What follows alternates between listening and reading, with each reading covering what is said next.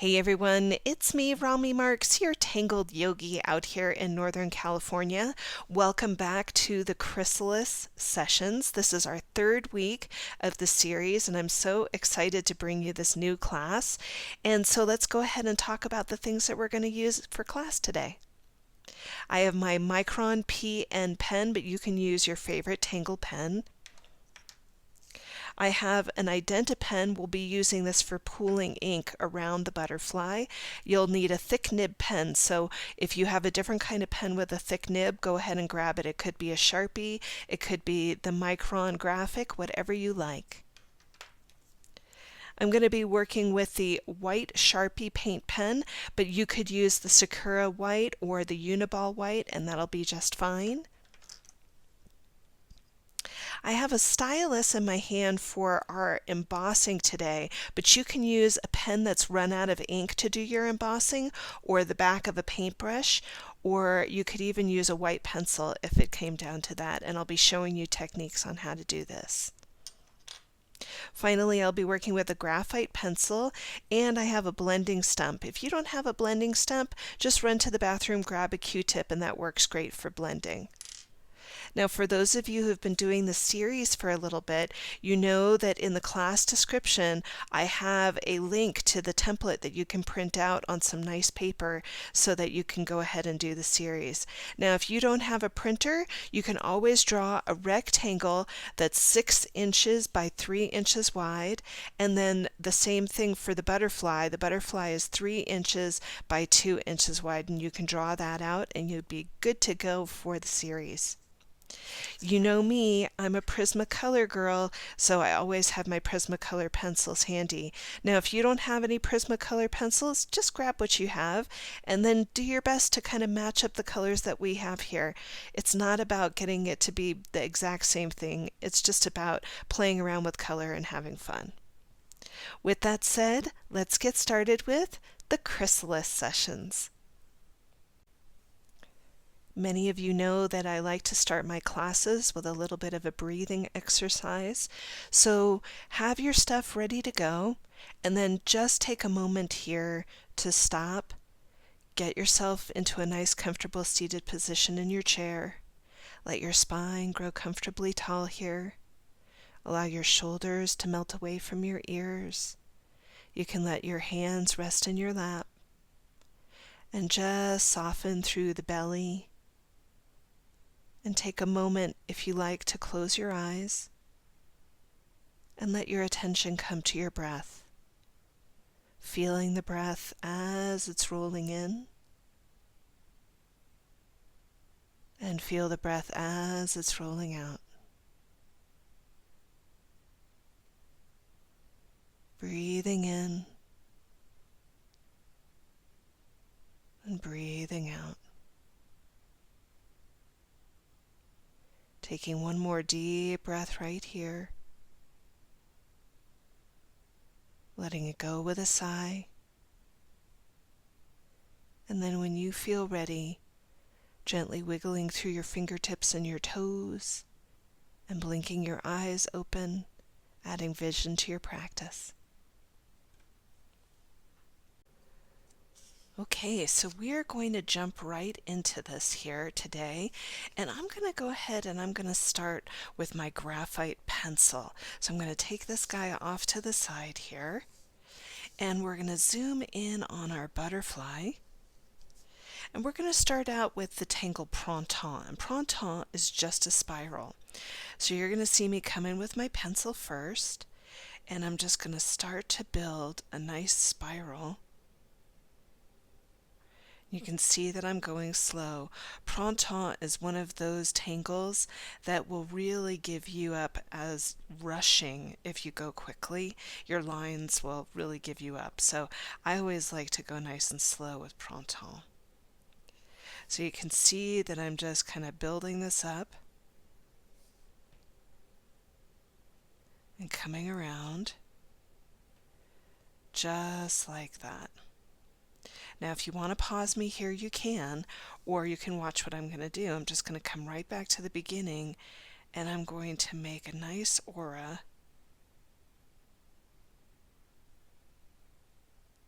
that's going to go all the way through the whole printemps. So now you get the idea of what I'm up to here. And this is just going to add a little bit of definition to the piece. You can see that I'm going to the outside edge over here, just like so. So go ahead, put in your printemps, and then we're going to talk about the tangle that's going to go inside. So I love the tangle henna drum. It's definitely a mac and cheese tangle for me.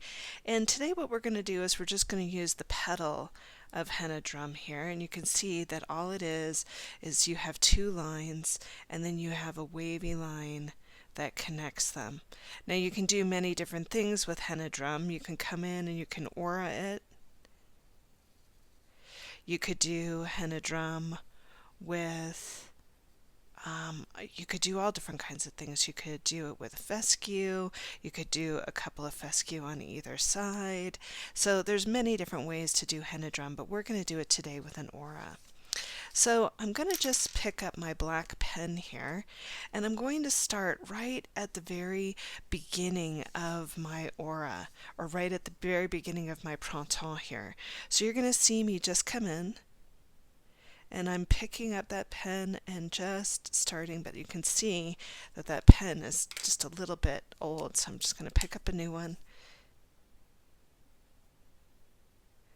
And then I'll go ahead and I'll do my wavy lines and connect. And I'm just going to turn the tile and just connect. And you'll notice that as this particular tangle emanates outward, those petals are going to get bigger.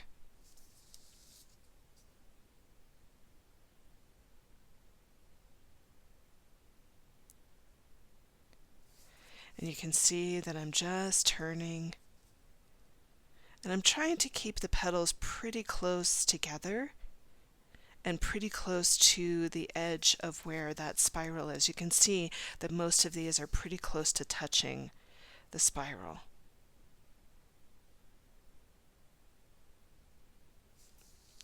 So I'm just turning.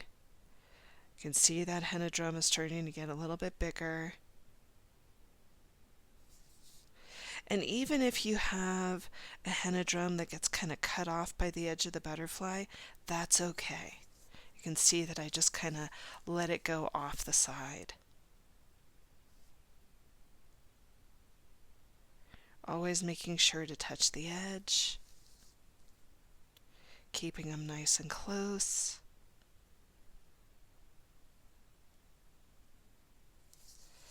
Working my way around.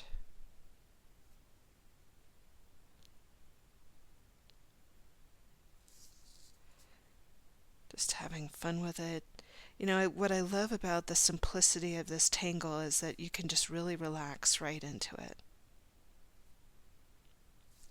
So you can see I've had a chance to go all the way around, but now I'm going to come back into the center here, and I'm looking for the best angle for my hand here, and I'm just going to start to fill in that center area as well. Now everybody's got a different way of doing this, but this is the way that I like to do it. Now once I've had a chance to do that, I can go back in with my pen and I can just go around and fill in my printemps. This is the spiral that we have here. So go ahead and fill in yours, and then when we come back, we're going to go ahead and we're going to start to work on the inside of the henna drum. So you can just see that all I'm doing is just working with that nice spiral and getting it all inked in. Now I'm going to let that henna drum come all the way out, but when I get to the wings, I like to work from the middle and then work my way back. For me, it just worked really nicely when I did it the first time, and so I'm one of those types of people that if I look at something and it worked for me that time, I'll work it again the same way. So you're going to see me just turn and bring that in. This is just going to fall right off the side of the page. And then I'll come over here and I'll do the same thing just by coming out from the middle first and then just bringing these lines out. So I'm just suggesting that the henna drum is there. Okay, and if you've got room on the bottom, you can even do just a couple over here and over here as well. It just kind of gives a continuous feel, which I really like. Now I'm going to come back into the henna drum, and all I'm going to do is I'm going to create an aura on the inside of each of these petals. And then I think I'm just going to do a few little flicks, just like so. So it's just an aura and a couple of flicks. Okay, so go ahead and do yours. I'm going to do mine. So you may have noticed in a lot of these videos that I've done so far, all of the tangles are tangles that have an emanation to them, or a way of moving outward. And so you can see that that really has such a nice feel inside a contained shape. And this one is no different from the others. Now you can see that I've gone and brought back in my black pen, and I'm starting to bring in the edge of that butterfly here. And what we're going to do is we're going to start to really give this butterfly a pop. And so I'm going to switch pens here. Now I have my IdentiPen here. This is one of my favorite puddling pens. When you're puddling, that just means you're pooling your ink. And so for me, I really enjoy this pen. But if you've got a pen with a thick nib on it, you can go ahead and use it. There's so many different ones. Faber-Castell has them, Micron has them, Sharpies work too. And all I'm going to do is I'm going to come in between these petals that I have here, and I'm starting to pool my ink. And you can see that I'm really taking care to pool the ink, but once you start doing this, you'll start to notice that those beautiful petals start to really pop, and especially when we start to bring in a little bit of color. So go ahead and do yours. I'm going to finish up mine, and then when we come back, we're going to do a little embossing. So before we get to embossing, I want to talk about our next tangle, and this is called Trig, and it's by Annie Oken, and I'm sure you've heard of Annie. She's pretty amazing. And let's see here.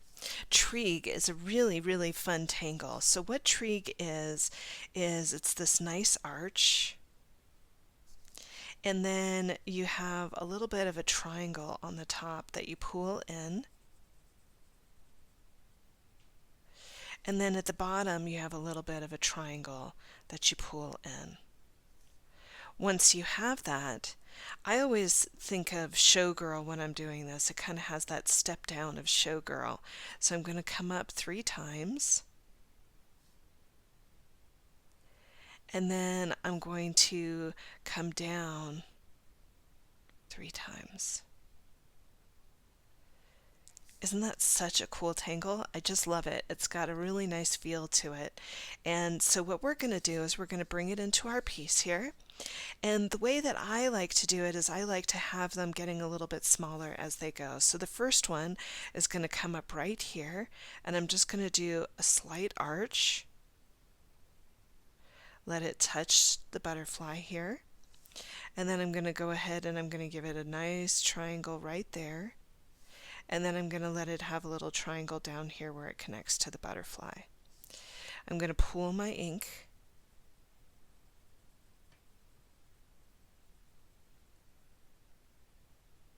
And I'm going to pull my ink. Once I have that, I'm going to come up and out and reconnect. Up and out and connect. And one more time. And now I'm going to start to step down. Coming down again. And one more time. Now I'm going to go ahead and I'm going to do another one. So I'm just going to put one right in here and let it come up, arcing in.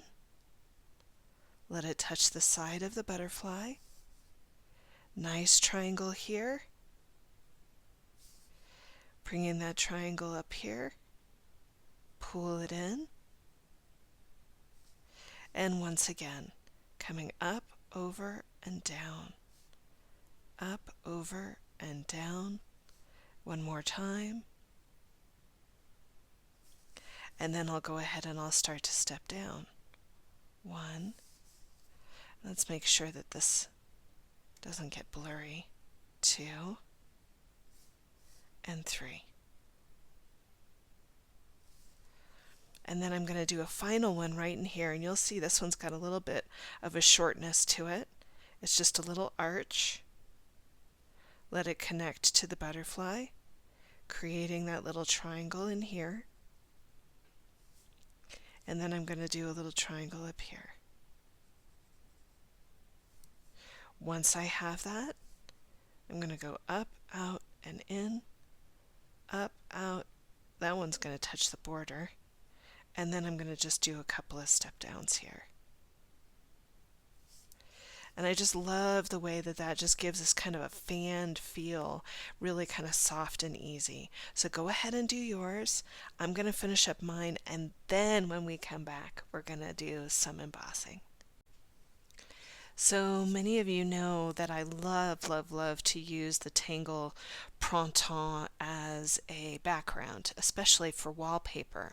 But recently I had discovered Lynn Mead's new tangle. It's called Heart Spring, and because Valentangle is coming, I thought that this might be a really great time to start bringing in some hearts that weren't overtly hearts, just kind of quietly hearts. Okay, so to do Heart Spring, this is a really fun one, is just to make a V, and then all you do is you go ahead and you start to make the heart, but before you close it, you actually go around and start again.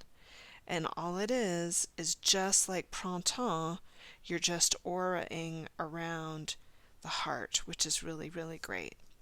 So now, for those of you who have never done embossing before, I want to talk about the tools that you might need for embossing. Now, many of you might have a stylus. These are really wonderful. You can get these at Michael's. All it is it has a little rounded tip up at the top of the point so that it doesn't pierce your paper. However, if you don't have a stylus, you may have an old pen that's run out of ink, and these are great for doing embossing with. And then finally, if you don't have that, you can always use the back of a paintbrush, or you can use a white pencil if you have to. But you can see I have the back of a paintbrush here, and that would work just fine. So embossing is basically taking what you have here. Oops, that pen actually did have ink in it. Ha! So you can see that I'm just taking this little stylus here. I'm going to make sure there's nothing underneath it. And then I'm going to tangle that tangle into the paper just with the stylus. So you may be able to see that. I'm not really sure. Possibly you can. And then you take a pencil and you rub the side of the pencil into the page, and it creates the image of the very thing that you were tangling, which I always think is really beautiful, and it brings a neat texture into the piece. So let's come back into our piece right here. I'm going to pick back up my stylus since my pen actually had, I don't know how that got ink in it. It hasn't had ink in it for so long. So what I'm going to do is I'm going to start to emboss that V-like shape first. And let's go ahead and zoom in on this so you can possibly see what's going on here. So I'm going in, I'm creating the V, and then I'm going to go around the top, and I'm just going to continue to do a little bit of an aura around it. And so when I hold it up, I'm hoping that you guys can see. There it is right there. And I can do as many or as little as I want. Now I am going to do a bunch of these in here, but you can do as many or as little as you feel are going to work for you. So I'm just coming in between. And you'll notice that I'm actually not doing it over the top of my tangle because I don't want to have the embossing inside of the Trig, right? I want that to stand alone. So you can see that I'm just kind of working around it, and I might even come down in here and add a few of those in here. Now, if you just want to do it with Printemps, you can just do it with Printemps or whatever other tangle you like to do for wallpaper. And I hope that you'll find that it's really a neat technique to use in your background. Okay, so you can see now I've got a bunch of these in here, and I'm going to let it kind of float up the side, I think, too. I'm going to put in a couple of those really fun heart spring in here. Such a great little tangle. And I might even let it carry all the way up top. Now you can see that I'm getting close to that tangle. All I'm doing is just picking up and going through the other side. So you go ahead and do yours, and then when we come back, we're going to start to bring out that embossing. Okay, so this is where I think things start to get exciting here. So I've got olive green in my hand and I've got goldenrod in my hand.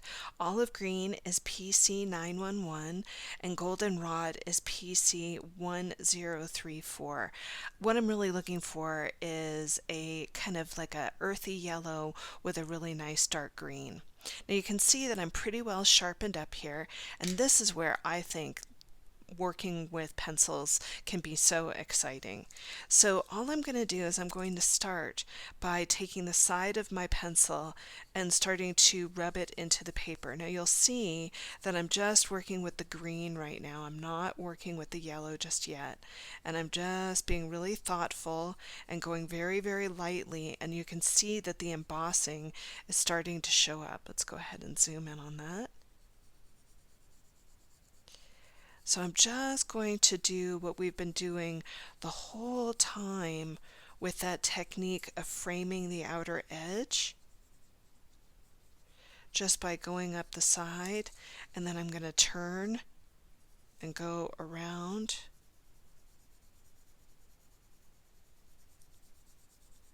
and bring that in. And you can see how that's starting to bring in that cool texture. But what I love about this is that it's not over the top hearts.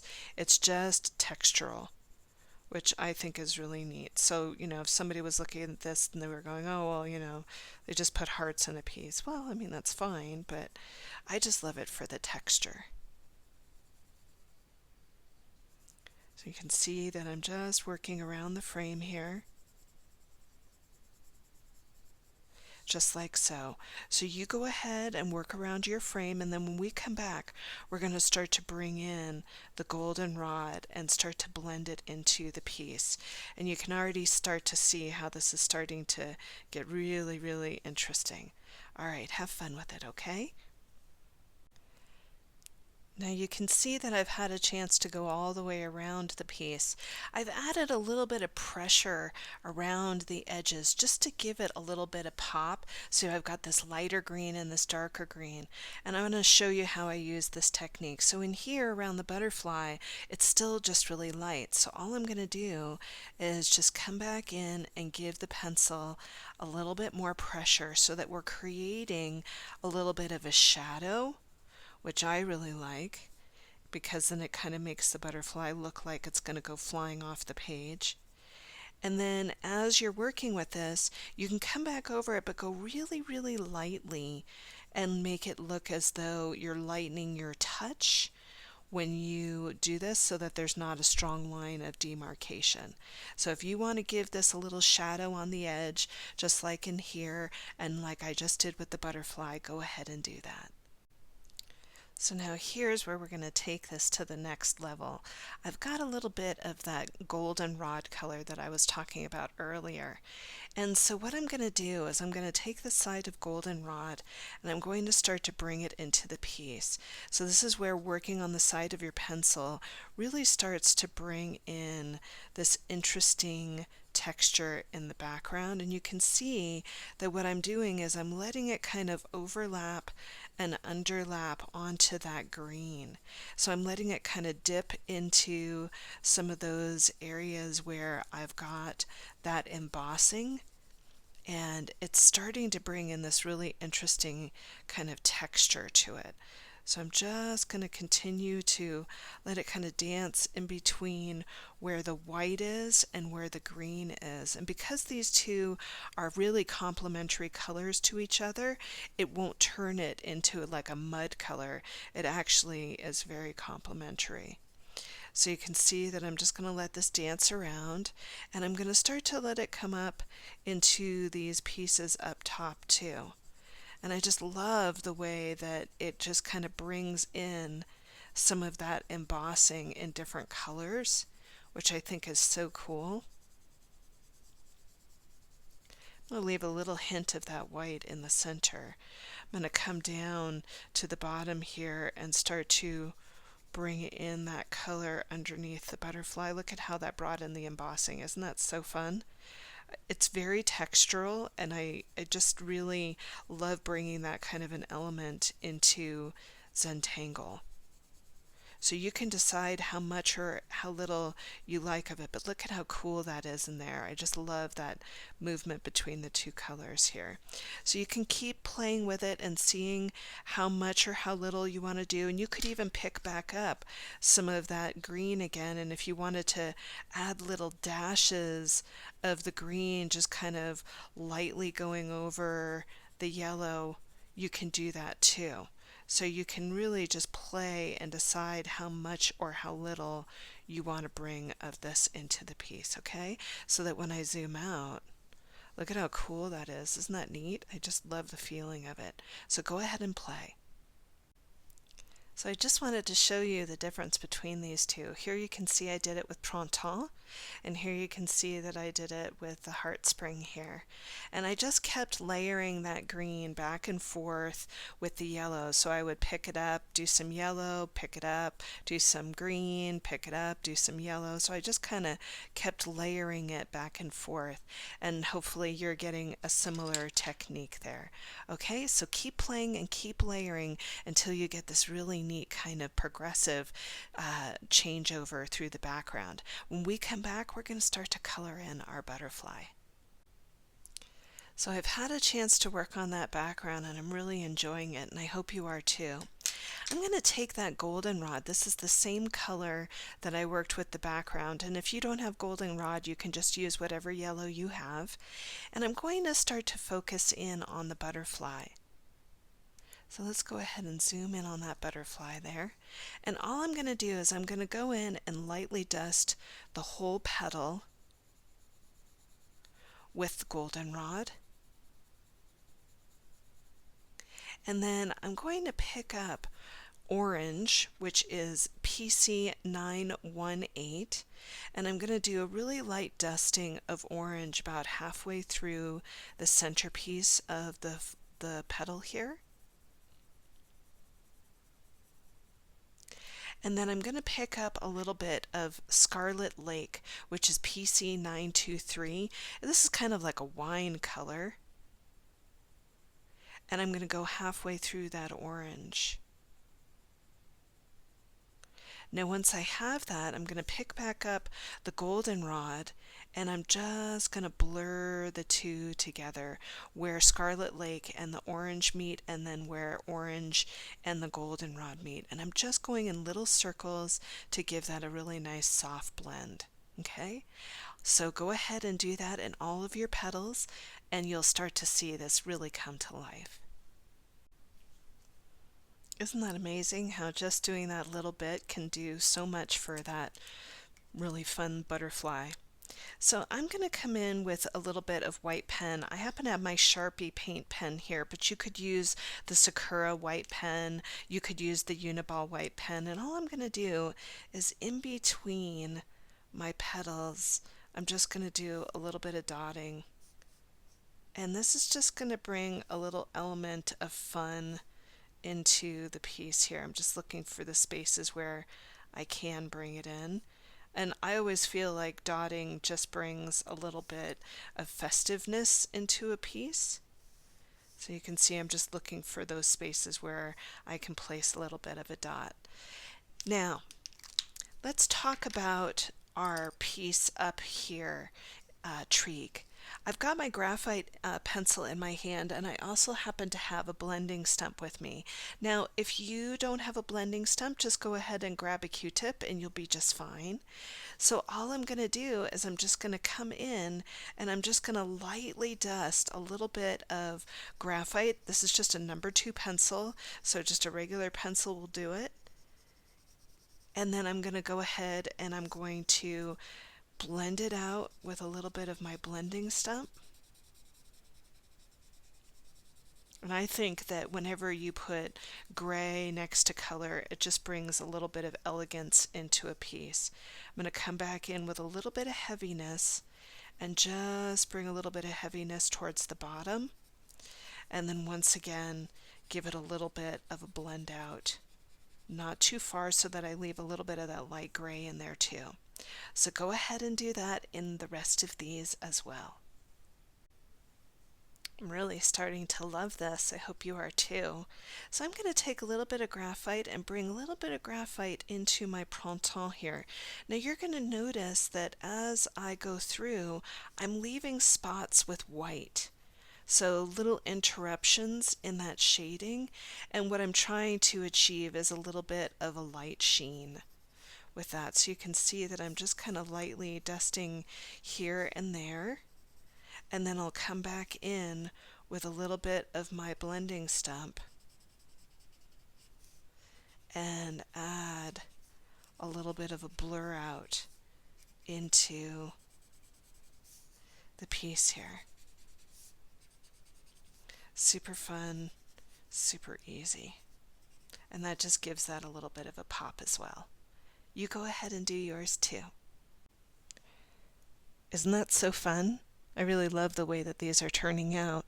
So I wanted to bring in a little piece here that I have. You'll notice that in the class description there is now a second link, and it's to a page that has some quotes on it. Many of you know that I love to work with quotes in my art, and I had originally designed this series to be an inspiration deck, and so when you go back to that link you can click on it and print out the quotes, and then you can come back to your cards and glue them to the back of your cards. I'm going to bring back in the first 3 of the tiles that we have here, and you'll notice that on the back of mine I've put the quotes on it so that as I continue to tangle, I can continue to use the Chrysalis template and create an inspiration deck for myself to play with. And I hope that you will create an inspiration deck for yourself as well.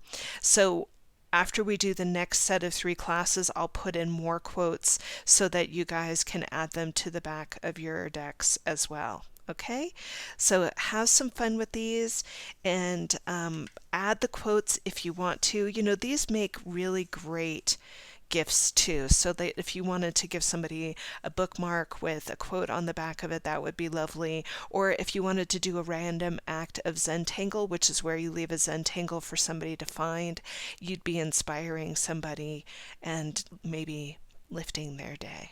Okay, so that's it for me for today for the Chrysalis Sessions. We'll be back next week with another class, and as we move further and further closer to Valentine's Day, there will be a little bit more Valentine's expressions in these, but you can always keep the Valentine's out if you're not into the heart thing. All right, so I hope you enjoyed the class. If you did, give it a thumbs up or a nice review. Even better, hit the subscribe button and you'll be notified every time I add a class. Hope you have a great day. See you next time.